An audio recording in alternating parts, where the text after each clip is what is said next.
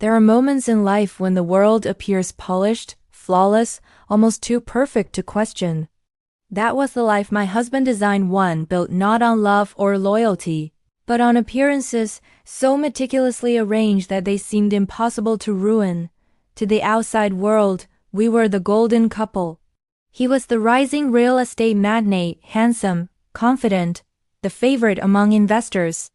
I was the poised wife, supposedly lucky to belong to a man whose wealth placed us among the elite.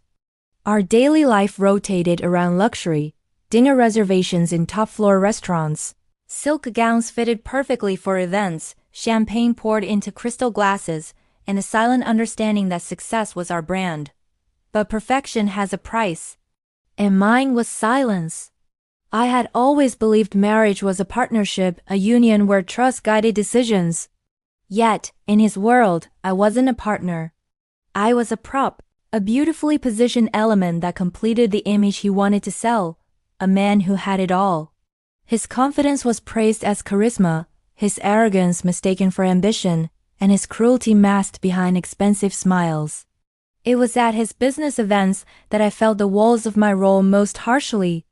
These elite circles filled with CEOs, investors, architects, and people who believed money was the only language worth speaking, didn't see me as a person. They saw me as his accessory, a reflection of his success. An asset he owned and displayed. He liked it that way. His name was Adrian. And he didn't just build buildings, he built illusions. The night everything truly began wasn't dramatic on the surface. It was another one of his networking galas, glossy floors reflecting chandeliers, gold-trimmed cutlery laid on linen, and a guest list curated with absolute precision. The event was supposed to celebrate a new skyscraper launch, the Kingsworth Tower, a structure Adrian claimed would redefine the skyline. Everyone in that room wanted a share of its success, and Adrian fed on that hunger. He held court at the center of the hall, surrounded by men who wanted to be him and women who wanted to be noticed by him. His best friend, Daniel, sharp-eyed, quiet, and more observant than anyone realized, stood at his side. Daniel was the only one who looked at me like I was more than decor. Champagne glasses clinked. Laughter rose in waves. Rich people congratulated themselves for being rich. I tried to blend into the background, as I always did. But Adrian had other plans. He waved me toward him with a smirk that told me a performance was expected. I stepped closer, my heels echoing softly over marble. The eyes around us turned, watching, judging, waiting for the scene. And then, it happened. Adrian wrapped his arm around my waist and introduced me not as his wife, not even by name, but as the lucky one who gets front row seats to greatness. Laughter erupted. A sharp mocking cheer disguised as humor. He lifted his glass toward me as if raising a toast to a trophy. His circle, those elite businessmen who believed disrespect was entertainment, joined in the humiliation. Their grins pierced deeper than knives. He looked at me with a pride that made me feel small. Smaller than I had ever felt in my life. I stood still, my face frozen into the practiced smile of a woman who knows that any sign of hurt would only fuel the ridicule. My heart didn't break, it locked itself away. And in that silence, something inside me shifted. I realized that the man who promised to honor me saw me as an object to elevate himself, nothing more.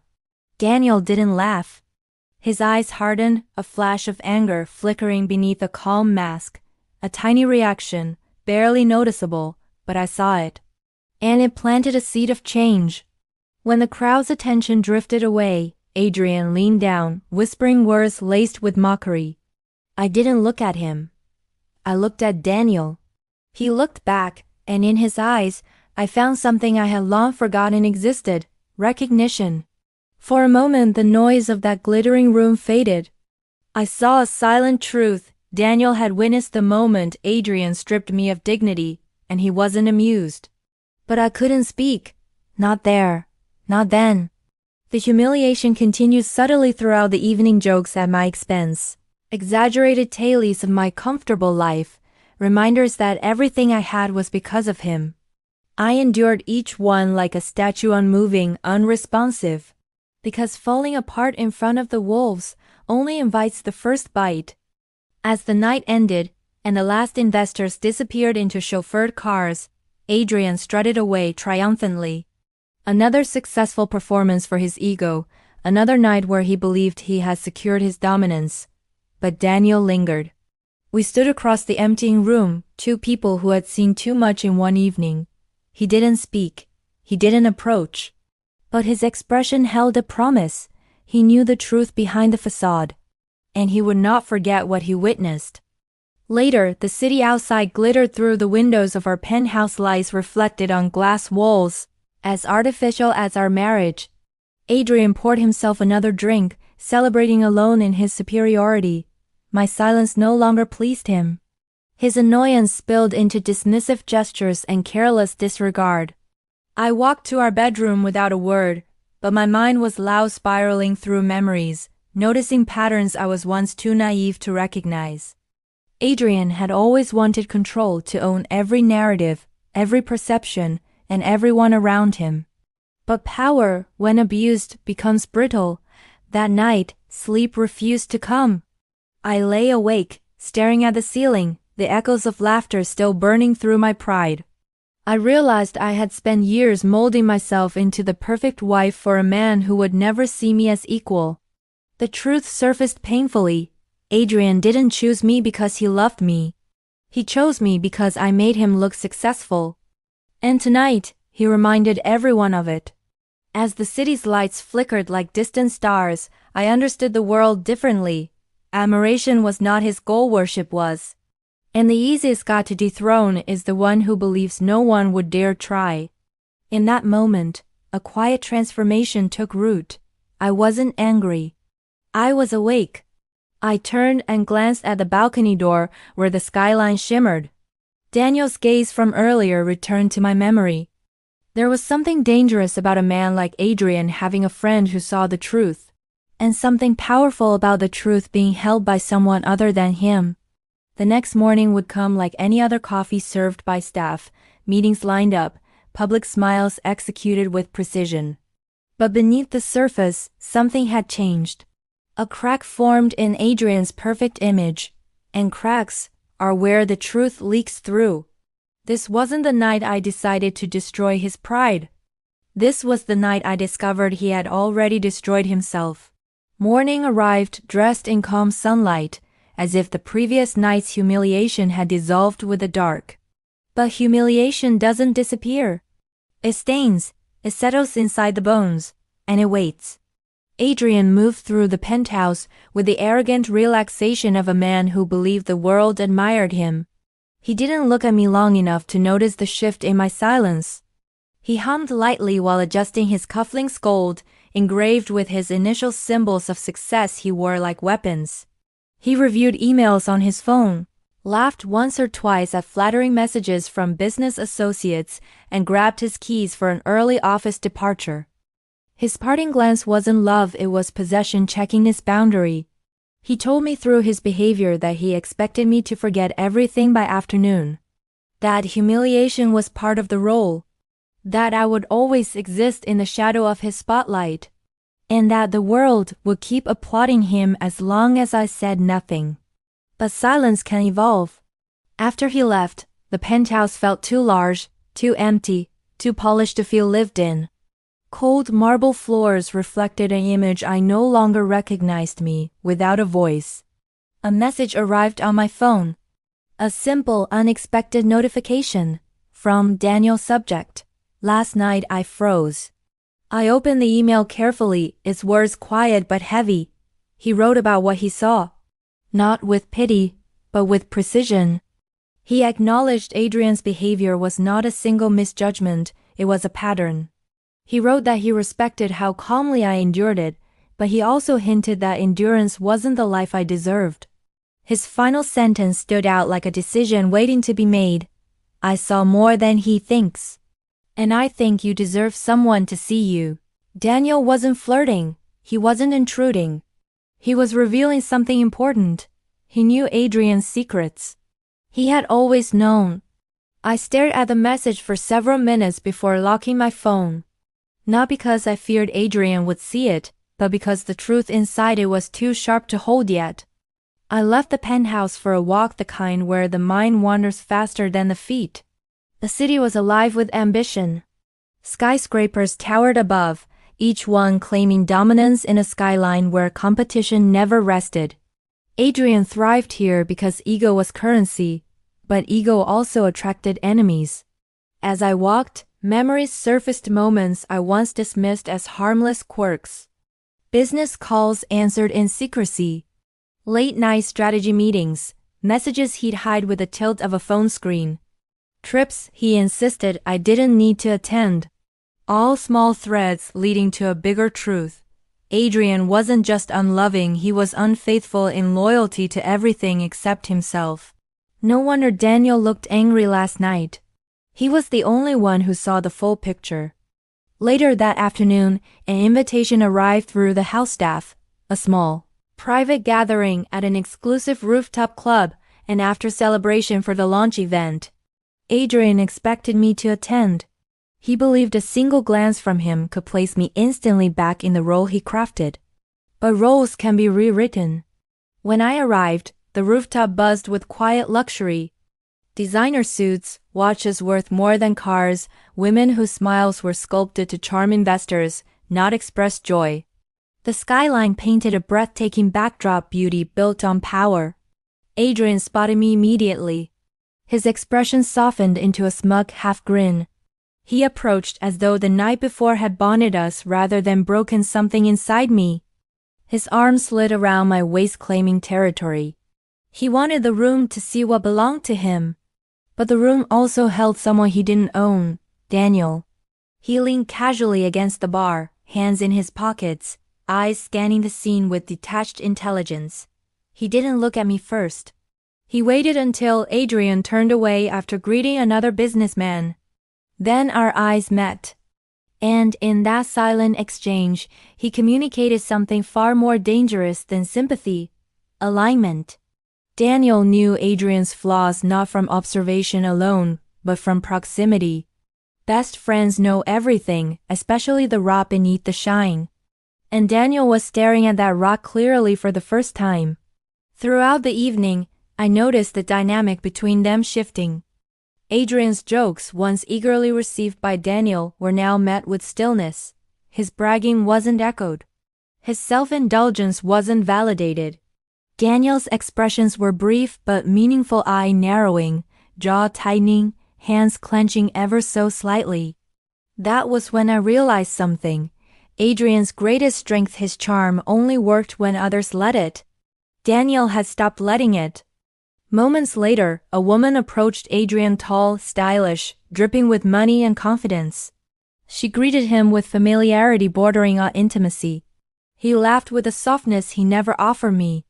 Their closeness was subtle but unmistakable to people accustomed to secrets. Daniel watched too. His eyes weren't confused. They were confirming something long suspected. And suddenly the pieces aligned effortlessly, the business trips, the late calls, the expensive gifts he couldn't explain. The lingering perfume on suits he claimed were fresh from the tailor. My humiliation wasn't a new chapter. It was simply the first time he let the mask slip in public. I excused myself to the terrace, a quiet space overlooking the shimmering city. Cool wind brushed against my arms, grounding me in truth. I no longer wanted to be angry. Anger was fleeting. I wanted clarity, and clarity hurts differently. Daniel joined me. Not with the confidence of someone intruding into weakness, but the caution of someone who respects it. He stood a few steps away, giving me space. He looked at the city, not at me. Every second of that silence told me he understood the gravity of what he'd seen. He spoke quietly, not asking questions and not pretending. His words offered insight into a world that wasn't mine but one that controlled my future, Adrian's business. Because Daniel wasn't just a friend. He was the man who helped Adrian build his empire, the keeper of every secret deal, every hidden crack in the foundation, every mistake covered up by expensive lawyers. And last night had shown him a truth he could no longer ignore. Adrian wasn't just cruel, he was reckless. And recklessness destroys empires from within. Daniel's loyalty had reached its limit. Tonight wasn't about sympathy. It was about alignment of interests. Adrian's downfall, if it ever came, would not start externally. It would start with one person who knew everything deciding he deserved to fall. The woman returned to Adrian's side inside the club. They stood too close. Their chemistry wasn't hidden, it was flaunted. His ego dismissed the possibility of consequence. Daniel exhaled through his nose, slow, sharp, controlled. And in that sound, I heard the beginning of a shift. The air between us felt like the first tremor before a building collapses, not violent yet, but inevitable. I didn't thank Daniel. Gratitude wasn't right. We were not allies, yet, but our silence now held purpose. When Adrian called for me, I walked inside calmly. The perfect wife mask still intact but no longer attached to a trapped woman. I was not broken.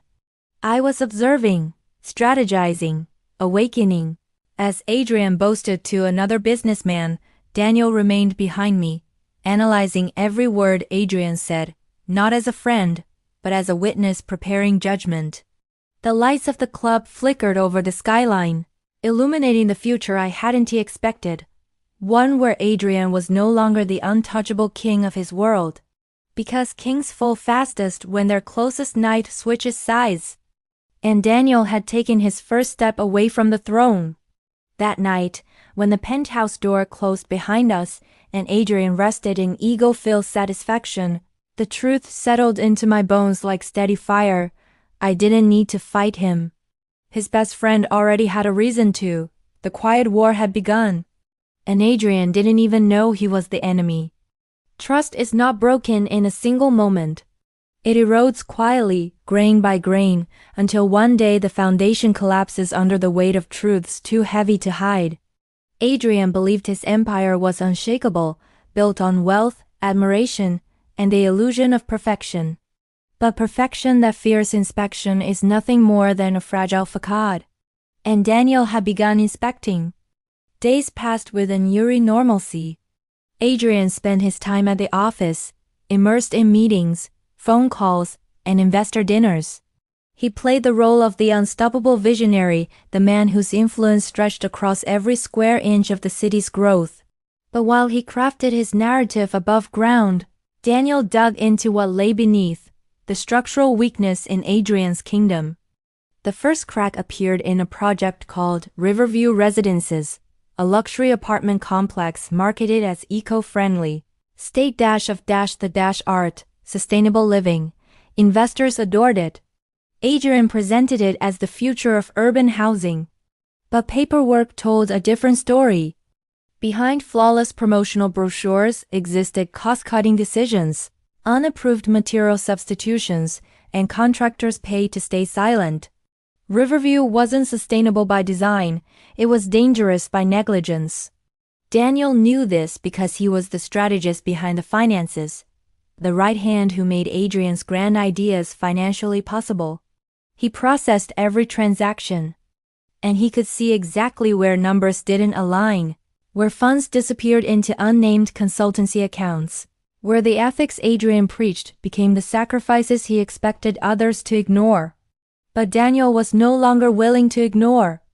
There were nights where he drove to sites alone in the dark, watching shadows stretch over incomplete foundations, imagining what headlines would read if structures failed after people moved in. He felt responsible, not because he approved the choices, but because he hadn't stopped them. Regret can become a powerful fuel for truth. Meanwhile, I lived in a house designed to mask secrets. Staff moved through their routines with practiced distance. Everything looked flawless, fresh flowers in crystal vases, imported marble reflecting sunlight like polished ice, a dining table set for meals that never held real conversation.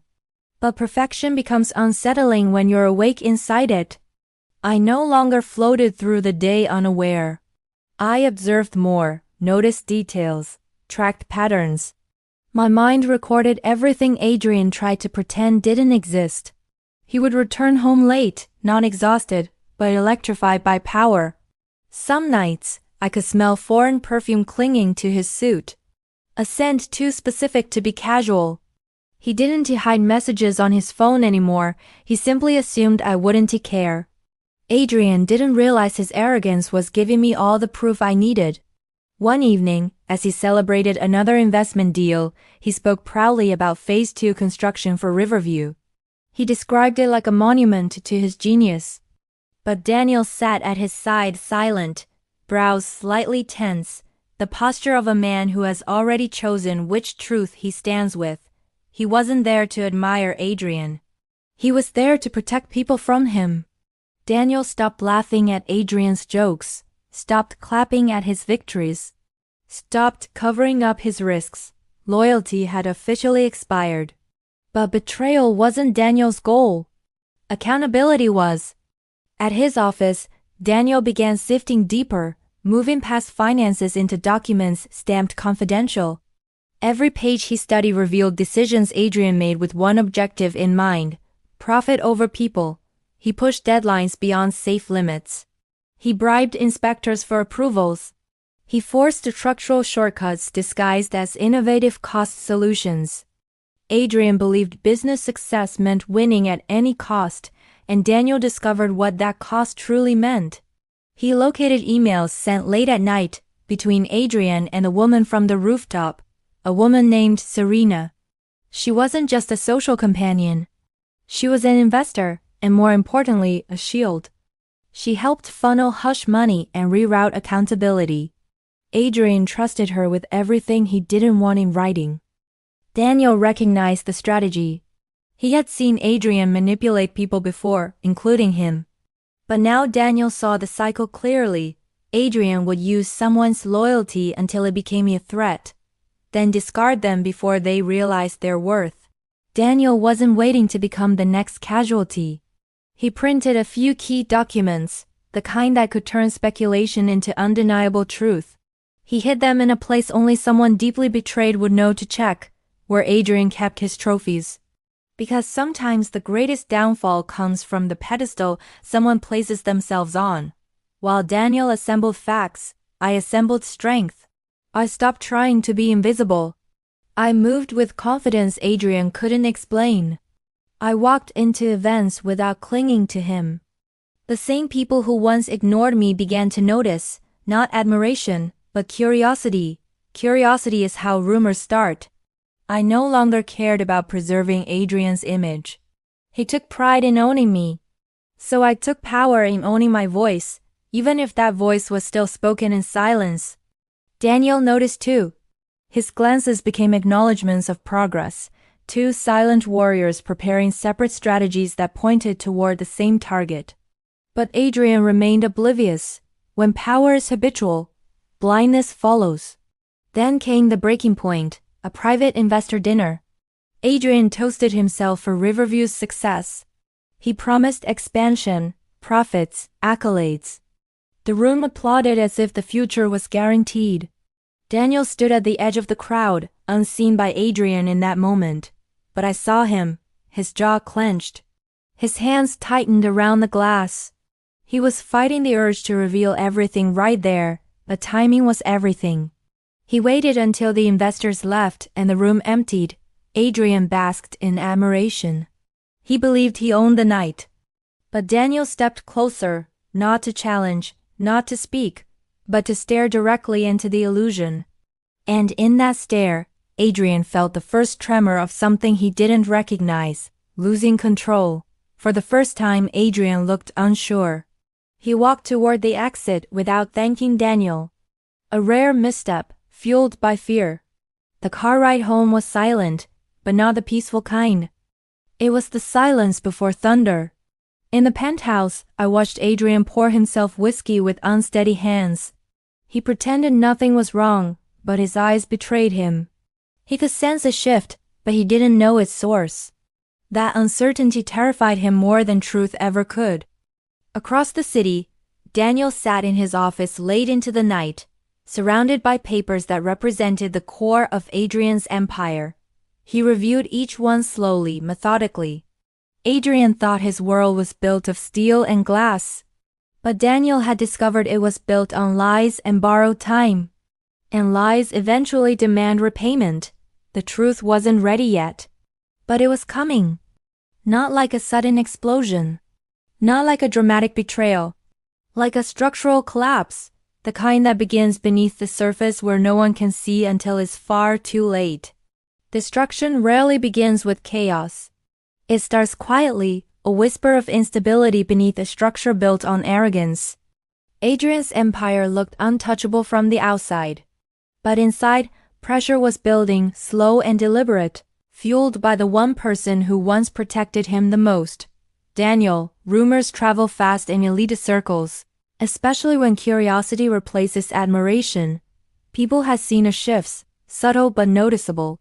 Daniel's silence, once perceived as loyalty, now felt like observation.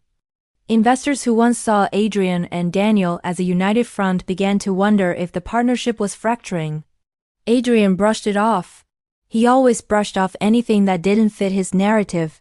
But those around him, the ones who lived in the shadows of powerful men, recognized the signs. They watched him more carefully. They listened more critically, and slowly his untouchable image started to feel vulnerable. Meanwhile, my transformation continued under the radar. I wasn't acting out of revenge, not yet. I was reclaiming the parts of myself he spent years diminishing. I attended charity events alone. I spoke confidently when spoken to, maintaining grace that made people question the stories Adrian told about me being lucky to have him. Grace is a threat to insecure men.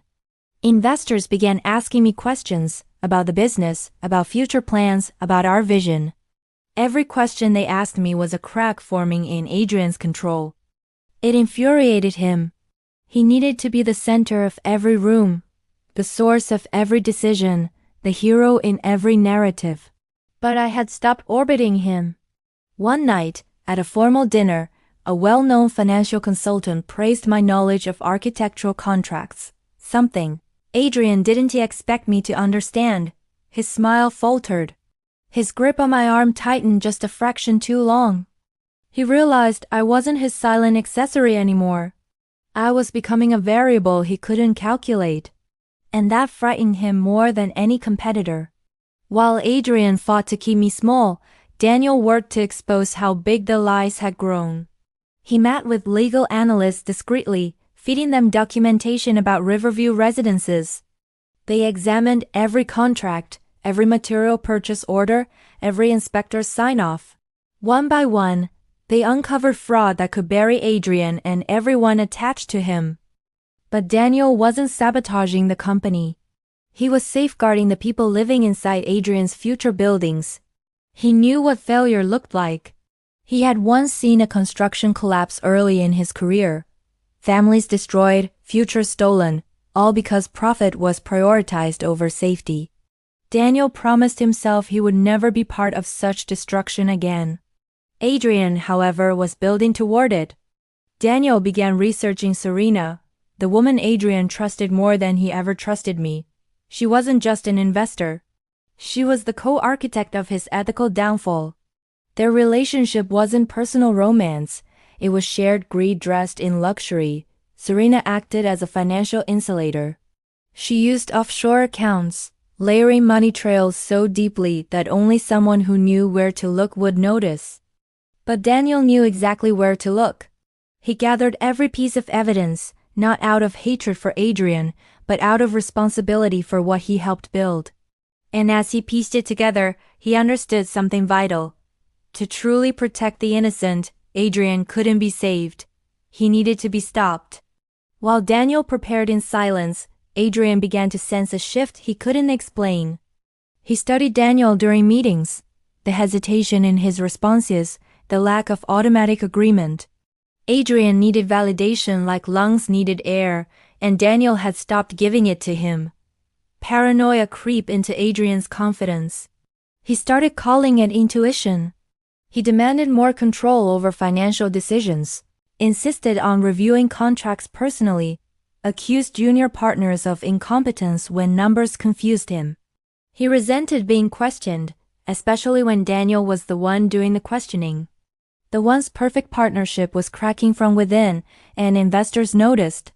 They whispered behind champagne glasses about whether Adrian had become too aggressive, too reckless, too unstable. Power doesn't like to be questioned. Arrogance doesn't like to be suspected.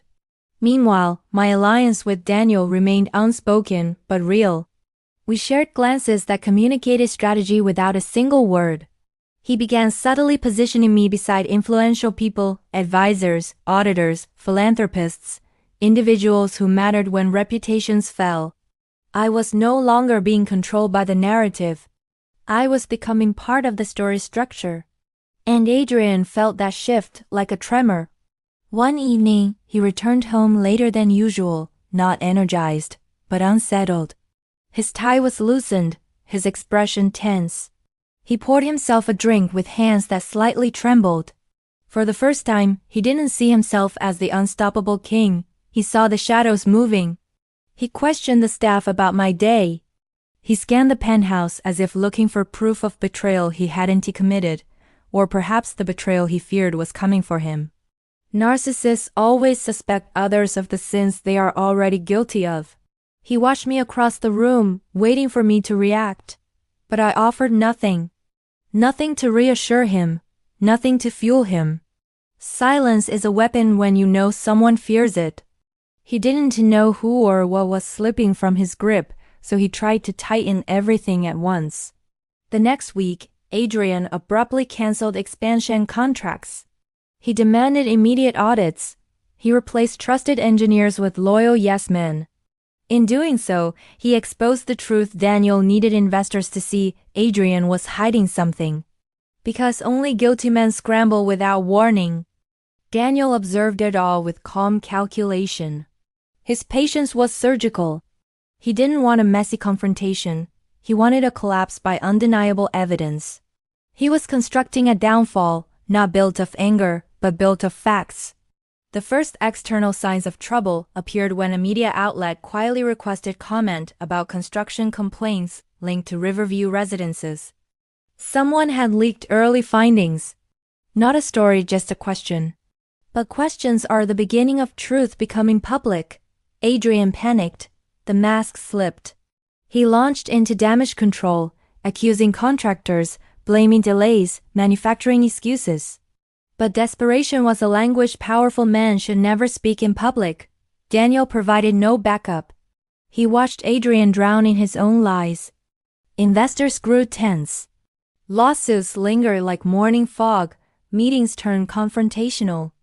And while Adrian demanded loyalty from Daniel, Daniel offered only silence, the silence of someone holding the truth. The empire was trembling, floor by floor, and standing in the center of it all. I felt stronger than I ever had. Because for the first time, Adrian wasn't the hero of his story. He was the ticking clock. And Daniel was ready to strike midnight. Fear is a strange thing.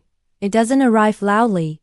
It creeps, slipping under doors, weaving through thoughts, attaching itself to insecurities. Adrian had always lived above fear, convinced he was untouchable. But now the air around him vibrated with panic he couldn't name. The first scandal broke quietly, but it hit the business world like a tremor announcing a much larger quake. Riverview residences under scrutiny for safety violations. Whistleblowers speak. It was just a headline, one news outlet, one report. But it was enough. Investors paused. Analysts began digging. Every delay, every rushed permit, every suspicious cost-cutting decision finally had a light shining on it. And Adrian had no idea where that light came from. He stormed into the corporate headquarters like a man marching into war. Staff scrambled, fearing the explosion that always followed his temper. He spent the morning firing off emails, demanding explanations from everyone except the one responsible, himself. Daniel was ready. He watched Adrian spiral with a calmness sharpened by purpose. When Adrian demanded to know who leaked information, Daniel remained still, his silence louder than any accusation. He knew Adrian's downfall couldn't be blamed on anyone else. Adrian had built the bomb. The truth only lit the fuse. Compliance officers visited the site. Engineers expressed concerns they once buried under contracts and threats. Workers hinted at bribes and shortcuts. And Serena reacted with a cold efficiency only someone trained in damage control could master. But even she couldn't stop whispers from becoming investigations. Meanwhile, I observed everything through a new lens. People who once ignored me began approaching with caution and curiosity. They sensed change. They smelled fear coming from Adrian, not me. His name no longer inspired admiration. It triggered suspicion. The elite circle that once worshipped him now questioned whether they backed the wrong man. Behind polished smiles, they wondered, what else is he hiding? At home, Adrian oscillated between denial and paranoia. He paced. He ranted to himself. He scanned headlines repeatedly as if reading them enough times would rewrite the truth. He accused competitors of sabotage. He blamed the media for sensationalism. He blamed the industry for jealousy. He blamed everyone but himself. The one person he didn't dare confront directly was Daniel. Because Adrian knew Daniel was too intelligent to lie for him anymore. The tension between them was no longer hidden. Meetings felt like storms waiting to explode. Investors watched closely, noticing every stiff pause, every unspoken confrontation. Power dynamics were shifting in real time. Then, one afternoon, something irreversible happened. A structural testing report leaked online, not rumors, not theories, proof. Riverview's foundation was compromised. The risk wasn't hypothetical, it was catastrophic. If the building opened as planned, lives would be in danger. The story spread everywhere. Headlines multiplied by the hour. Concerned homeowners contacted attorneys. Politicians issued public statements.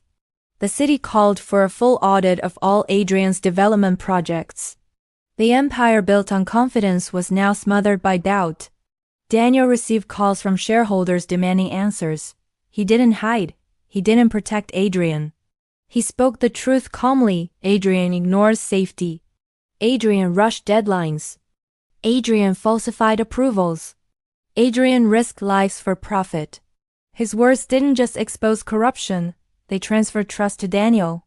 Investors began seeing Daniel as the responsible one, the real brain behind success.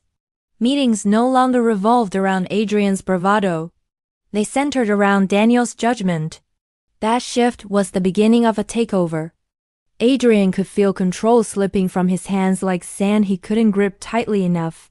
His panic turned into rage.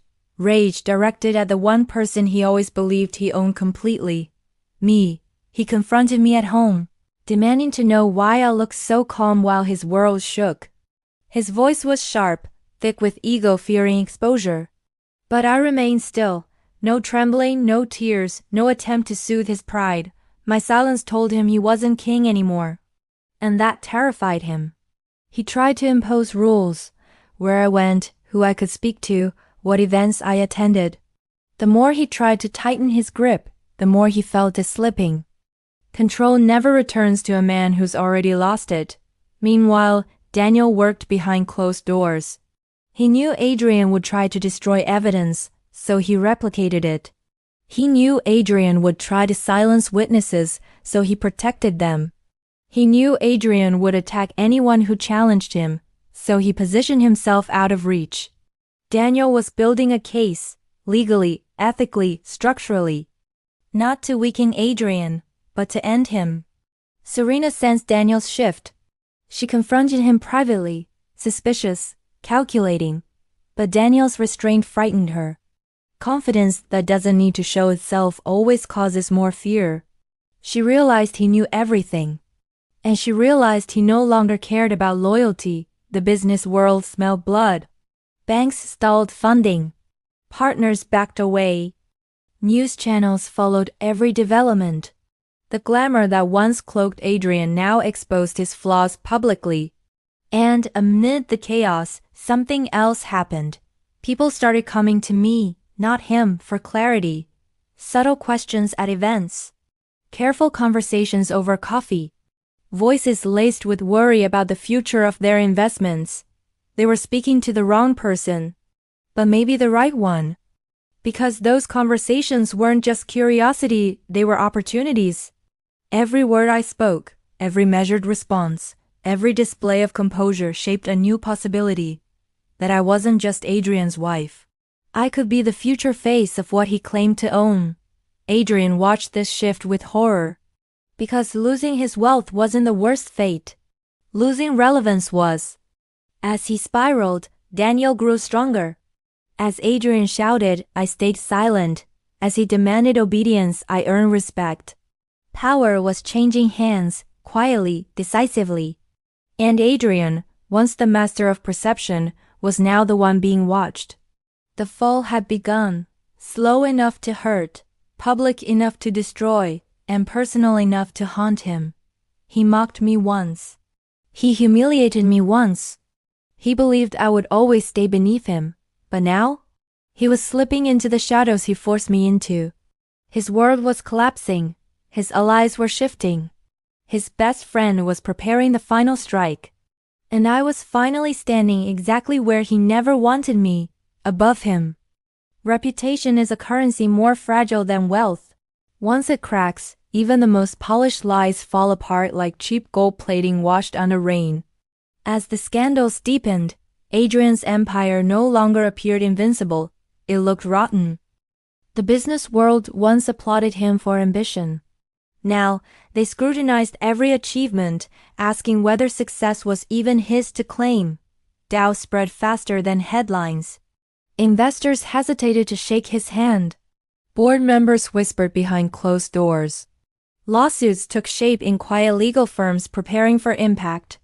But the biggest crack, the most damaging one, didn't come from a financial audit or a regulatory notice. It came from betrayal. From within Adrian's own fantasy, Serena, her confidence, once a weapon, faltered. Under the spotlight of investigation, she was no longer just a polished PR strategist who shielded Adrian. She became the suspicious woman too close to the fire, too involved in his deepest decisions, too intertwined with his secrets. And secrets, when squeezed, reveal everything. One morning, cameras captured Serena leaving Adrian's penthouse building, not the office, not a client meeting, his residence. The tabloids didn't hesitate. They framed the moment exactly as it was. Developer under fire, and his PR director under his sheets? This wasn't a rumor. It wasn't speculation.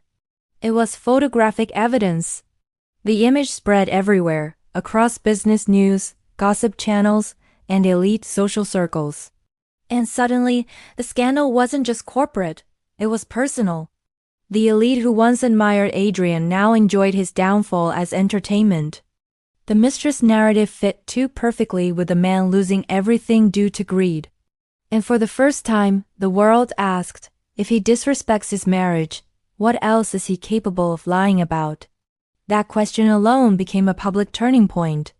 Inside the home, Adrian's reaction was explosive fear disguised as authority.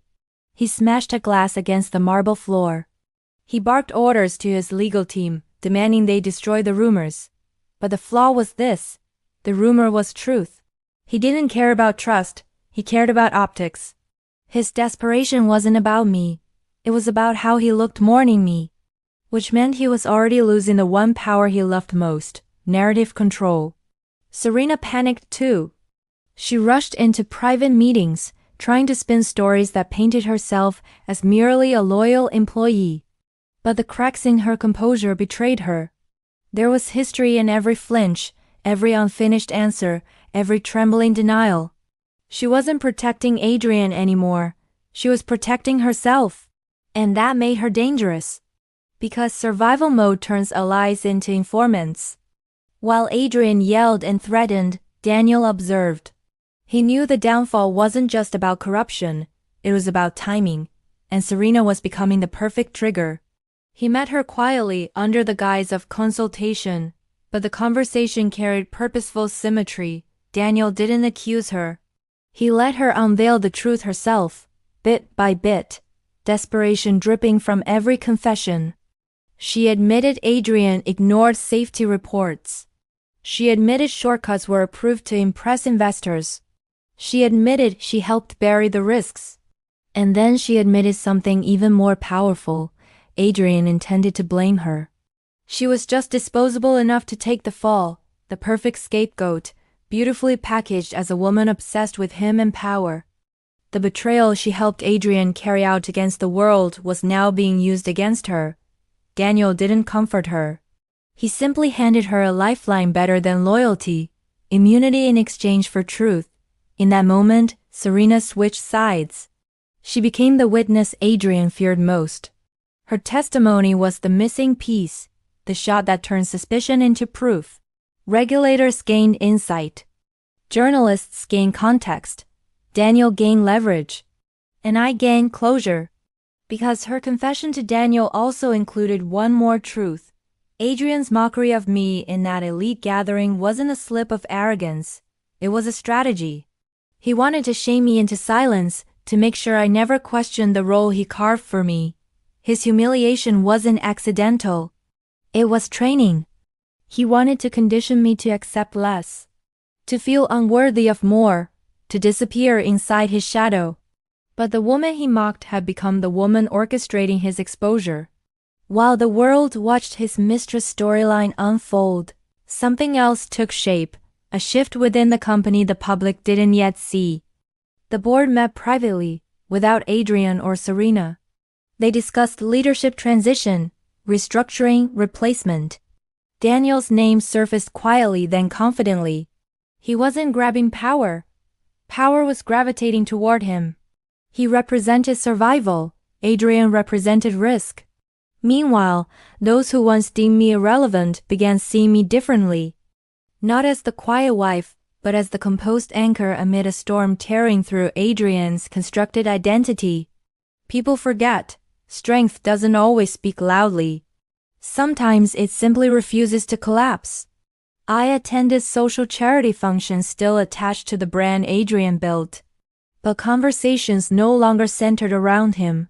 They centered around purpose, values, stability. And I answered calmly, decisively, thoughtfully. Without ever realizing it, they began associating credibility with me.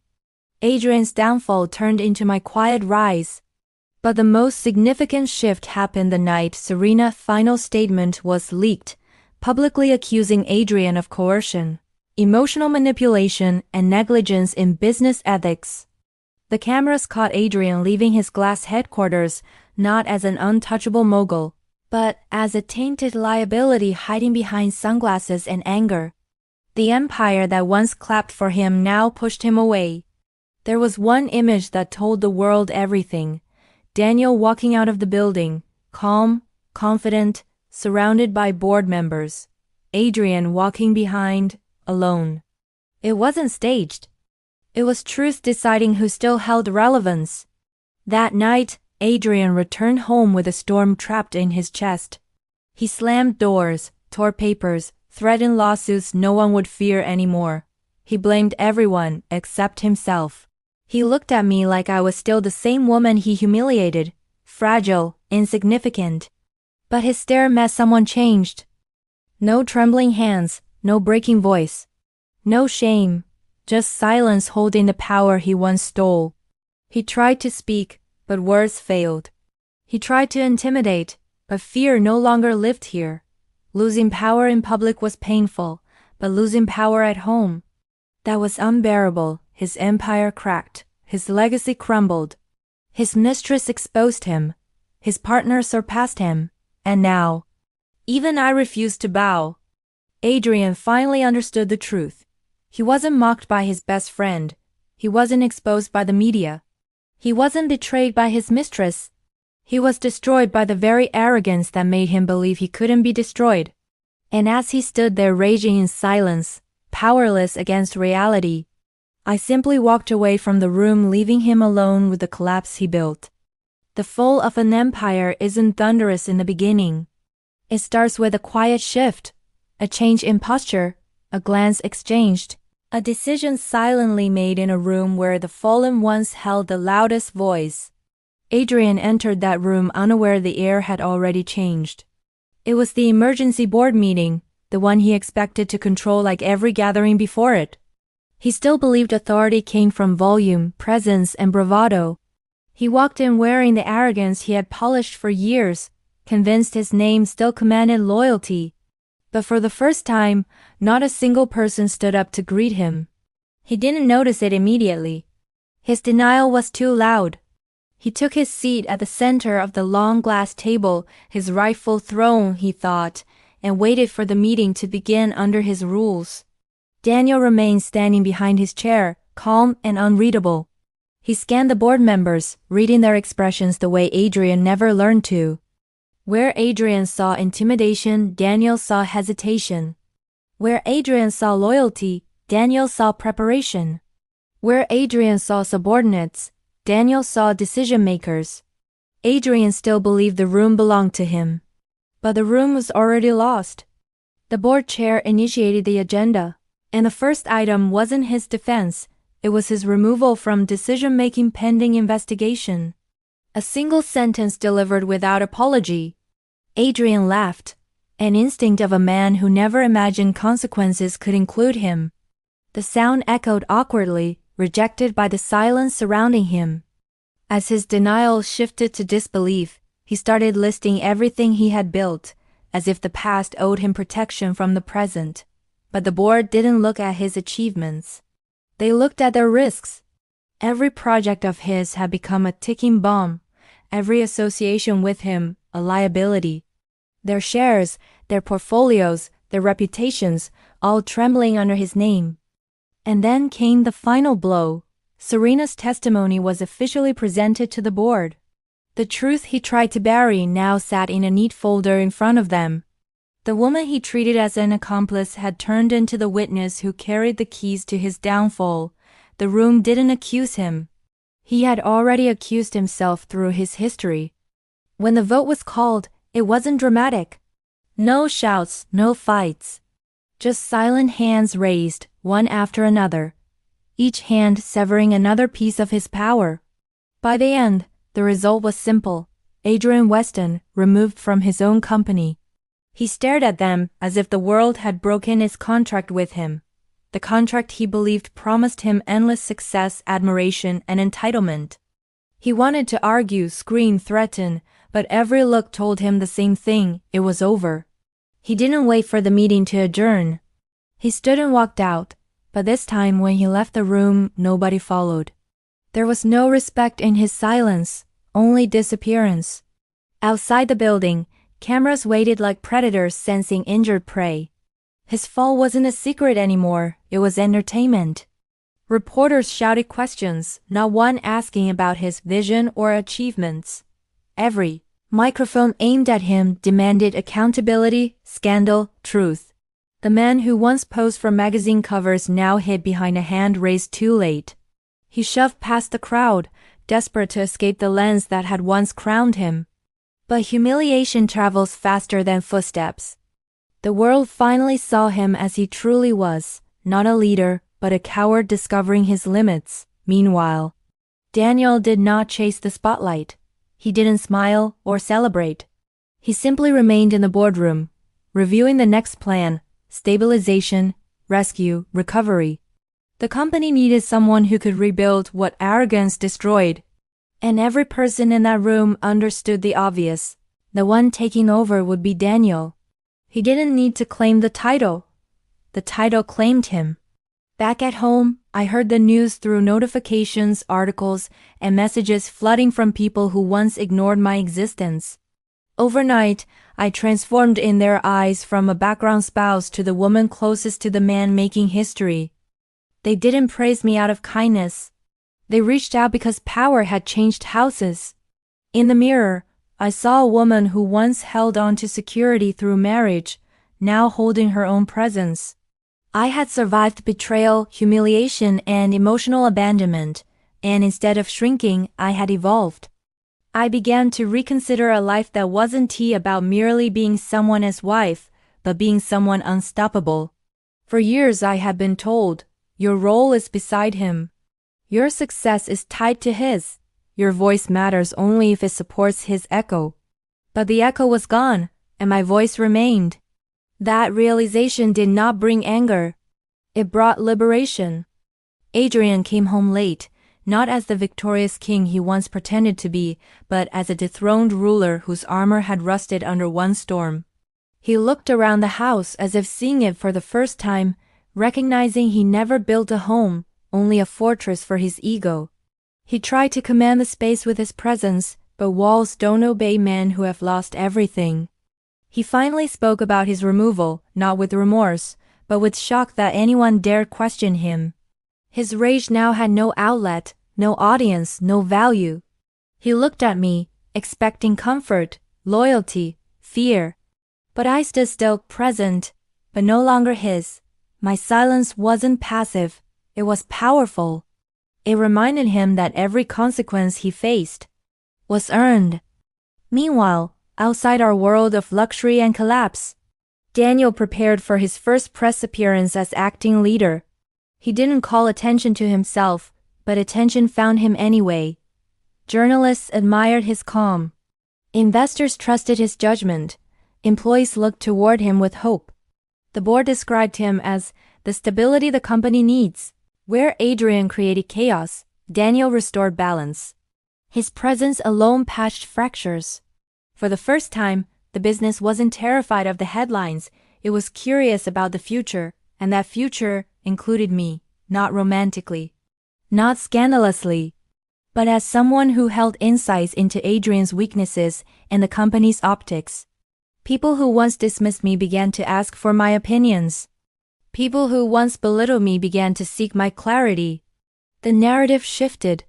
The wife he mocked was the woman still standing. The mistress who replaced me was the one begging for immunity. The husband who gloated now hid from sunlight. Power had changed direction, and it was flowing toward the woman he underestimated most. As Chapter 7 ends, Adrian sits alone in a mansion that no longer protects him. Daniel steps into leadership the world welcomes. And I stand on the edge of a new horizon, no longer a supporting character, but the one holding the pen. Public opinion is the most unpredictable judge. Once it picks a villain, it hungers for a hero, someone to stand opposite the broken crown. And as Adrian's lies collapsed under their own weight, the world began searching for the person who endured the chaos his ambition created. They found me. Not through a press conference, not through public pleas, but through silence held with dignity while the empire rotted. News anchors no longer asked, "Who is Adrian Weston?" They asked, "Who is the woman he betrayed, and how did she survive the destruction he caused?" It wasn't pity, it was fascination. Because I didn't behave like someone abandoned. I behaved like someone who had escaped. Journalists dug through archives to uncover my background, the philanthropic projects I quietly organized, the real estate knowledge I possessed, the local business networks I supported long before I was labeled a developer's wife. They found a narrative more compelling than gossip, a poised strategist hidden in plain sight. The story flipped from a neglected spouse to a woman who saw the storm coming and refused to drown in it. The public saw in me what Adrian never wanted them to see. Leadership. Control, a mind he couldn't outshine. The first formal request arrived from Daniel. A private invitation, professionally crafted, respectfully delivered. Help rehabilitate the company's public image. Not as a symbol, not as a name on a website, but as a voice advising the new direction. It wasn't revenge, it was purpose. A chance to rebuild something better from what arrogance burned to ashes. I didn't rush to accept. Power given too quickly becomes another's advantage. Instead, I evaluated the risks, the influence, the visibility. Reputation is regained slowly but lost within seconds. So my decision came not from emotion, but from calculation. I agreed on one condition. I would operate independently, not under Adrian's legacy. Daniel understood without negotiation.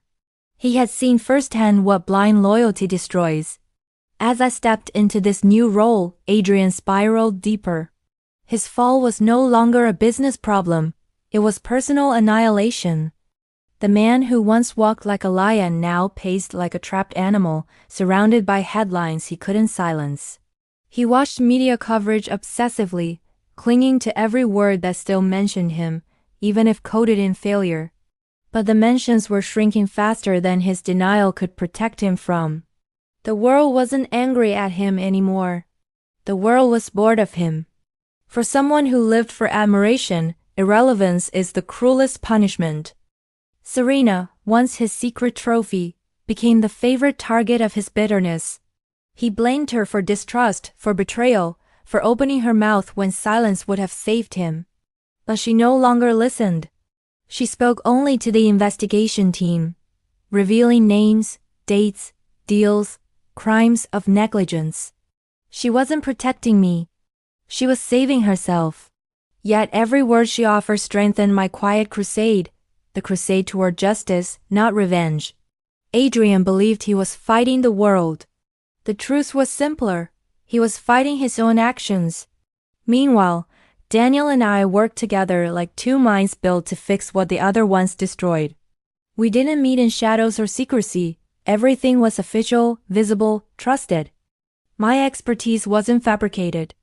It had always existed, only minimized by a husband terrified of a wife he couldn't take control. As we reviewed community concerns, investor strategies, and reconstruction plans, I witnessed something rare in Daniel, not ambition, but responsibility. Power in his hands didn't feel like a weapon, it felt like rebuilding. And the world noticed. Stock analysts who predicted bankruptcy now predicted recovery. Influential leaders requested meetings with him. Media compared his leadership transparency to Adrian's performative dominance. Daniel didn't need to declare himself the successor. The company's survival declared it for him. And with every successful shift, Adrian's name sank deeper into disgrace. Power was no longer in his bloodline. It now flowed through trust, and trust had chosen its new keeper. But as the company healed, lawyers sharpened their knives. Adrian wasn't only facing corporate consequences, criminal accusations surfaced, negligence, forgery of safety reports, fraud connected to environmental shortcuts. Every secret debt he buried now demanded repayment. The first subpoena arrived at the mansion, hand-delivered, stamped with authority no money could silence. I found it on the foyer table where Adrian had thrown it like trash. Its pages contained his future, courtrooms, depositions, investigations, accountability. He realized lawsuits don't fear broken men, they chase them. Adrian's rage didn't erupt this time. It imploded. He sat on the staircase, defeated, staring at the walls he once believed immortal. A man discovering that reputation isn't armor, it's glass. And glass shatters. The public no longer cared what he had to say. Reporters didn't chase him for quotes. Articles didn't ask for his side. Even his enemies stopped attacking him because they didn't attack ruins. Meanwhile, my influence grew, not through drama, but through composure. The very society that once whispered about my silence now admired it. Women reached out, seeing strength in stillness. Men acknowledged the power they underestimated. Communities invited me to speak, not about him, but about resilience. The story had shifted so dramatically that even I had to pause and breathe. I wasn't surviving his downfall anymore. I was rising from it, but not everyone celebrated my emergence. Adrian's pride clung to one last illusion, that I was succeeding because of his name. He still didn't understand. I wasn't borrowing his spotlight. I was taking back the power I had handed him for years. And when a woman reclaims what she allowed a man to hold, it terrifies him. Days passed with court summons stacking like unpaid debts. His lawyers reduced in confidence. His ex-allies avoided his calls. Even his own reflection no longer looked like a man who once commanded rooms. He began pacing, always pacing, like a prisoner searching for a way out of a cell built with his own hands. His voice, once booming with ego, now cracked under the weight of consequences. He had lost his throne. He had lost his company. He had lost control of his legacy. There was only one arena left where he believed he could still win, our home. He still believed I was the quiet wife who would stay, who would adapt, who would forgive out of habit, not strength. But his greatest miscalculation was thinking betrayal only breaks love. Sometimes it awakens destiny. The night of reckoning began without thunder, no storm outside, only inside the house. The mansion, once alive with luxury and shallow laughter, now felt like a museum of everything he pretended to be. He waited for me in the living area, lights dim, shoulders heavy, ego cracked but not gone. He looked like a fallen king rehearsing his last speech. He didn't ask how I was. He didn't soften his tone. He didn't apologize. He demanded, "Stay, support me. Protect the name." Because in his mind, I was still a part of his reputation. That was the moment the final clarity settled in. He didn't want a wife. He wanted a witness he could control. A shield against the consequences he authored. A protector for the image now drowning in scandal. A caretaker for his dignity because he was incapable of maintaining it himself. He needed me. Not out of love, but out of panic. As he spoke, pacing in circles, drowning in his own fear, he finally unmasked the truth that always lived behind his confidence. He wasn't angry at the world for exposing him. He was angry that the world no longer worshipped him. He wasn't scared of prison. He was scared of silence, of not being seen, not being praised, not being the center. He wasn't fighting to save us. He was fighting to save himself. And I would no longer be the sacrifice for his ego. While his desperation rose, something else shifted quietly in the media. A headline emerged that was different from the chaos before. Evelyn Weston to deliver statement. Tomorrow, voices of women in corporate shadows rally behind her. For the first time, a story wasn't about him. It was about me. The press didn't want the wife of a disgraced developer. They wanted the woman who survived him. This announcement broke Adrian in a way court documents never could. He realized the public would listen to my voice without him. His panic erupted. He reached for the only weapon he ever trusted, intimidation. He demanded that I cancel the statement. He reminded me of everything he had given me, wealth, status, this home. He insisted my identity was built from his success. But I knew a deeper truth. My survival was built from his failure. My voice was finally free because he tried to silence it. I didn't need to shout. I didn't need to argue. I simply stood.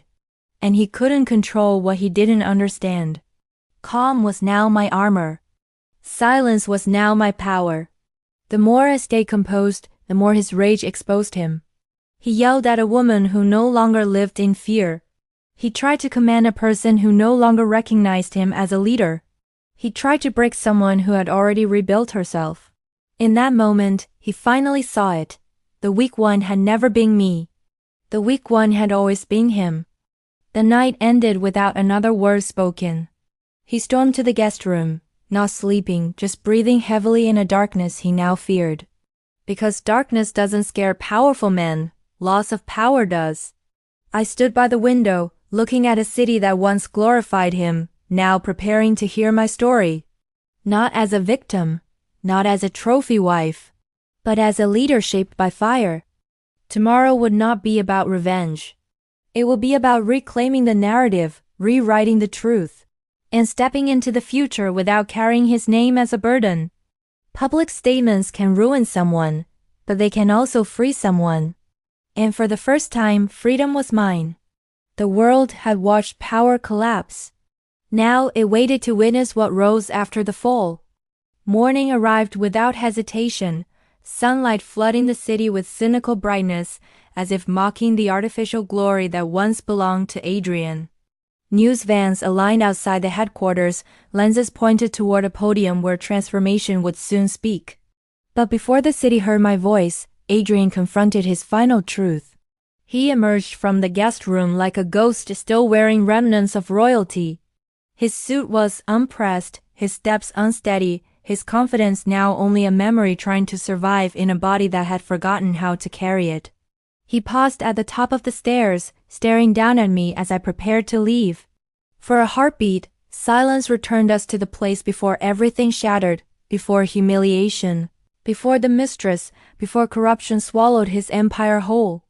His eyes held desperation, not love, not apology, only a plea for the life he once commanded.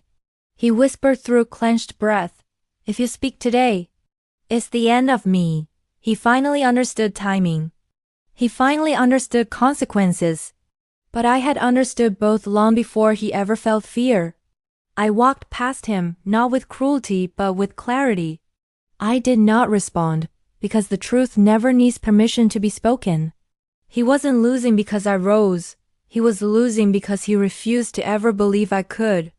At the headquarters, the plaza transformed into a stage of rebirth. Employees lined the corridors, waiting not for a developer, but for a leader. Daniel approached first, calm, composed, representing an era where ethics stood before ego. He didn't extend a hand for grand gestures or cameras. Instead, he gave a single nod: acknowledgement, respect, equality. No man had ever looked at me that way, not as someone attached to power, but as someone becoming power.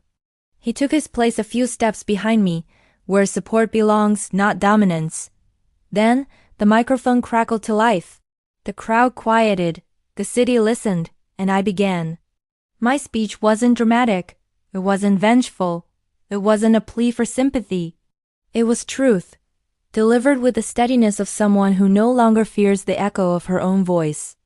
I spoke of structural integrity, not only in buildings, but in leadership. I spoke of accountability, the cornerstone of every foundation. I spoke of communities, the souls behind every business plan. I spoke of second chances, not for those who manipulate them, but for those who deserve them. I never said Adrian's name, because a downfall doesn't deserve a platform. A rebirth does. I announced initiatives for safe development reform, systems built to prevent another Riverview disaster. I announced programs that empower women placed in the shadows of powerful men, women silenced behind boardroom doors. I announced the company's new chapter, responsibly led, transparently guided, morally grounded. The applause wasn't loud. It was respectful, the kind that means something. It was the sound of a woman stepping into the spotlight without needing to steal it. As headlines spread globally, Adrian's last hope for relevance dissolved. Not a single article mentioned his speechlessness inside the mansion. Not one reporter asked for his perspective. Not one investor reached out for his opinion. He became what he feared most: silent history. The next blow arrived hours later, the official notice: Adrian Weston, charged with negligence, fraud, and falsification of public documents. His face appeared on screens again, but not with admiration. Court dates, asset freezes, travel restrictions. All became his reality, not rumors, not threats, but law. His empire turned into evidence. His arrogance turned into prosecution. His fall was complete, no redemption arc, no triumphant comeback. Just accountability, the one thing he believed he could outrun. Meanwhile, the mansion, once a stage for his ego, was legally transferred to me. The life he claimed to have gifted me now belonged to me because of my survival, not his success. Rooms once echoing with his commands now filled with decisions I made. Spaces once curated for show now became shelters for purpose. I wasn't trapped anymore. I was home.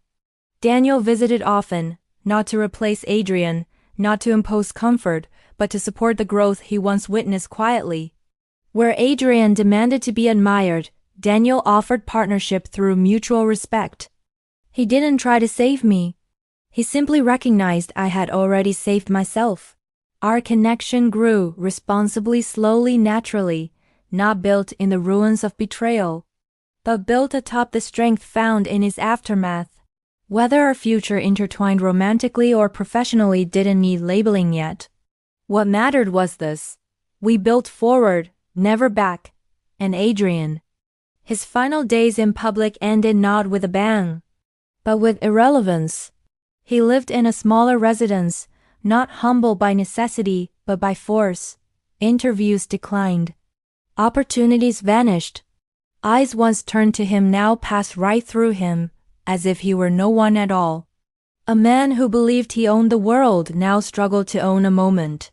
His legacy became a warning. Not all who rise are deserving of the view. My journey didn't end with his downfall. It began with his underestimation, because the woman mocked in a private elite circle became the one they now invited to lead those very circles, not because of who she married, because of what she endured and became. Strength without noise, power without cruelty, voice without permission. That was my story now. That is who I had become.